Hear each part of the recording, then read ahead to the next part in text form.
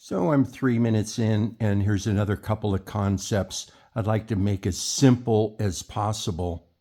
So this guy asked Charlie about the corner of the internet where they're blaming the Jews.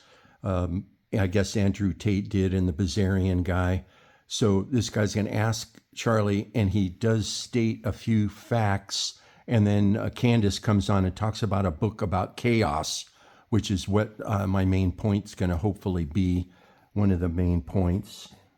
People you'd be willing to engage with and maybe shut them down in a way through a debate or something like that?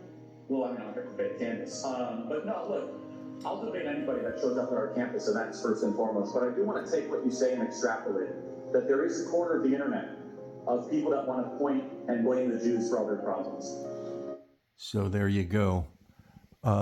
It seems now that everybody's pointing at the Jews. They've been a persecuted race, and who knows, maybe they deserve some of it, maybe they don't. It's all a part of variety in this inside out fishbowl we're living on that God has created, and being the ultimate content creator has given us conflict to deal with. There's no story, no good story that does not have conflict in it. So we're all interested in conflict resolution. So he's saying that, so here's my counterpoint. There's usually always a point and a counterpoint. The counterpoint to this, where they want to blame the Jews for all their problems, is that through the Jews came the answer to everyone's problems. That's Jesus Christ was Jewish.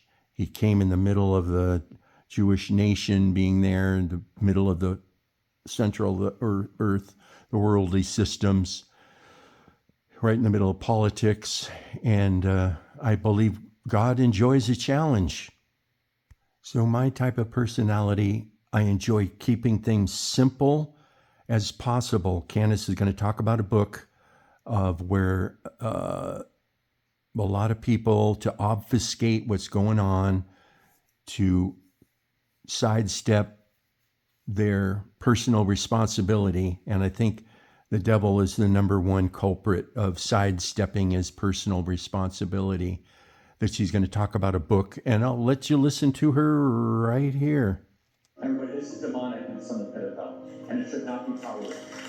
But something didn't sit right with me. As I prepared to publish my thoughts, the Holy Spirit prompted me to pause. And now I see why. I feel I was insisting that everybody read that book, Chaos, about the Charles Manson murders. And what we learn from that book is that if the government does want to hide something, what they do is they give you so much information that you don't even know what's real. So many different possible ways that things could have gone down, so many different manners, so many people speaking, so many publications publishing, and it's just meant to be chaotic, to drive you crazy. So it's meant to be chaotic and drive you crazy. Hey, the Bible's over 1,000 pages long. It's got all sorts of information. It's got all sorts of stories and scenarios and different people groups, different things happening, different dispensations is what I believe. And there's going to be one coming up called the tribulation, which the first half is going to be beautiful. If the rapture happens and the powers that be take all the Christians' bank accounts, it'll be a pretty happy place. Everybody being able to, maybe to get the money, you got to sign up for Bitcoin. So it's all about control. I think God is the opposite of that. He wants us to not micromanage us through unnecessary control. Has you ever had a baby? Ever had to babysit a toddler? I mean, it is, I don't know. You got to think about that thing the whole time. You have to be aware of it and try to coach it along and watch it and make sure it's, you want it to have some fun.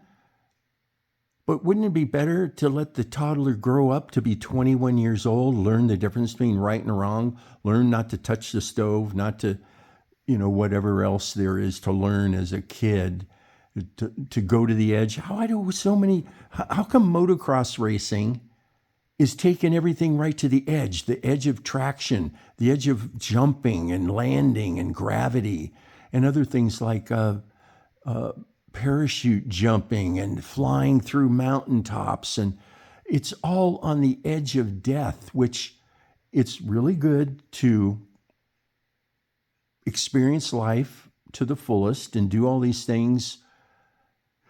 Surfing the biggest wave. I mean, those guys face death on the coral underneath or drowning in the water, but it's very exciting. It's full of variety. You could have plain vanilla sitting around with one color, plain vanilla, no motorcycles, no ski jumping, no, what else is there out there? Boxing, MMA fighting. Talk about variety. Talk about the opposite of a pure white vanilla heaven where everything is pure. You got the complete opposite of opponents battling it out. And I think that's what this is all about, is that God has allowed variety, and it's going to be reined in after God gives the devil a chance to play out all his scenarios. God's given him all these chances. It's amazing how this strategies are going back and forth. And again, I believe that God has handicapped himself. He does enjoy a challenge. He needs to have a good opponent. And I do believe he's given him very similar way of salvation, because look how important it is for us to believe God. So the devil didn't believe God. So what was it the devil didn't believe? Maybe God said, listen, devil, you're going to have to die, but I'll recreate you. So look at baptism, coming forth into new life, dying and then rising again. Look at humbling yourself, where God tells us to humble ourselves. And then what happens is you get the peace that passes understanding. So she's talking about this book about chaos. So we do have a lot of chaos. We've got the Bible full of the road to rebellion and the road to redemption. Some of it's heavier in certain spaces. Some of it's less heavy in certain spaces. The answer comes to us in the books of Paul, through Romans, through Philemon. Things change after the rapture happens and we leave. There's a new dispensation. Everything starts up again.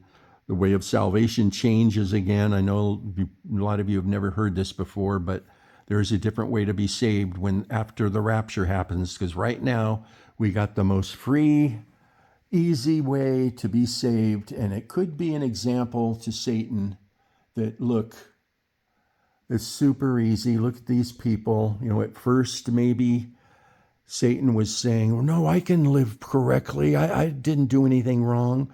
So God brings the law. How many of those 10 commandments could be applied towards Satan? The first one is probably the most obvious.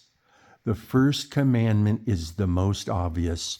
So God's letting us play out. We're the most blessed pawns. And here I've got my blessed pawn. She lived a life of misery, and she's now enjoying, 3 cat trees. She gets fed whenever she wants. But she's a little schnookins. She bites the hand that feeds it, but it's in a loving way. It's cute. We try to protect her from going out too far over the fence. She tries to go out there. She goes over the fence. There's coyotes out there. I'm concerned about her. I want her to experience a cat life. I think the same thing can be said of God in us. He wants us to experience his goodness. He wants to be our friend. I want to be her friend. She seems to want the same thing. She waits for me to come home. We go on vacation and she's mad at us for, yowling for a minute or 2 or 3. Where were you? I missed you, but no, not really. But don't do that again. I want to tell you. My wife calls me her butler because she smacks at the door over here. She wants out, cries to go out, and it's fun. Go out there and watch her do her thing. So that's what I think God is doing. He's enjoying us, his creation. I mean, I've got a whole bunch of bicycles. I enjoy every single one of them. They're not perfect, but every bike has something I really love about it. And I would never just say, well, you're going to the dump. I'm taking you right to the dump, whatever bike I don't like, it's got the most problems or something. It's like I'm a problem solver. I'm an engineer. I'm very particular. I like trying to figure out how to make the bike a little better, make it more comfortable, easy to use, less of a headache. Same thing with cars. And the same thing can be said of furniture. My personality type is an architect. I like to solve problems. So hopefully you're the type of person that have looked around, try to find these answers, and you don't find them through the Bible answer man or whatever, because they won't answer the question. And the worst thing I've ever heard was Pastor Brian Broderson said, I don't even know why you asked that question, to some guy who said something essentially as, hey, if God is a God of love, does God love the devil? How could you even ask that question? So anyhow, I listened to it for years and years and years. Very, very hard to find the answer. But ask God whatever you want. He's not going to give you the answer overnight. And he's going to have you do your own thinking. But there's so many things that come along in my life. I don't know if it's confirmation bias, but when God has shown something to me in my inner voice, inner brain, inner thoughts, how God works from reading the Bible, I've read it over and over and over again. And there's patterns. It's another thing about my personality. Maybe you don't like patterns at all. Maybe there's one or two people watching this right now. It's hilarious. So I keep repeating that because people really love cars. They love cats. I can tell by the number of views on my videos. This video may not even get one view because of the title. People don't want to know. They go along living their merry life. And you can live, God will let you live as simply as possible or as deep as possible. I'd be careful not to go too deep because you can go crazy thinking about, like, there's some mathematician who thought he figured out the solution, the theory of everything through mathematics. He gets some kind of prize, and 2 or 3 years later, his theory gets disproven. So the poor guy goes crazy. Look at Bruce Jenner, top of the athletic world, wins the Olympics in the decathlon thing, all these different things. He's the top notch. Well, where do you go from there? He enjoyed all the notoriety of being number one. So what happens? He lives in a household of women and figures out, hey, they're getting a lot of attention. I can regain my attention. I'm going to become a woman. So it's variety all over the place through psychological relationships. It's through history.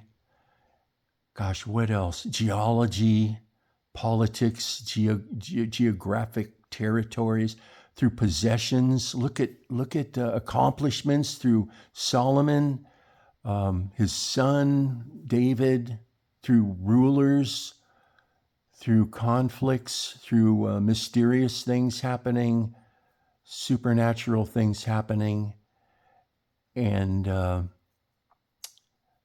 some entities that want to obfuscate God's glory.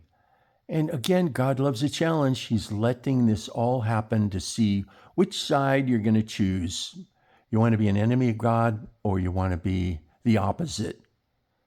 And the opposite of the enemy of God is a whole myriad of things. You don't have to be like me. I don't have to be like David or Solomon. I don't have to be like Pastor Joe Sabolic or whoever. I don't have to be like Chuck Smith. I don't have to be like Mary Beth Simple McPherson. Don't have to be like Benny Hinn. God created me unique to do exactly what I'm doing. So I think I've covered it here. Thanks again for watching all the way to the end. You're one of the few people who are interested in these deeper spiritual concepts.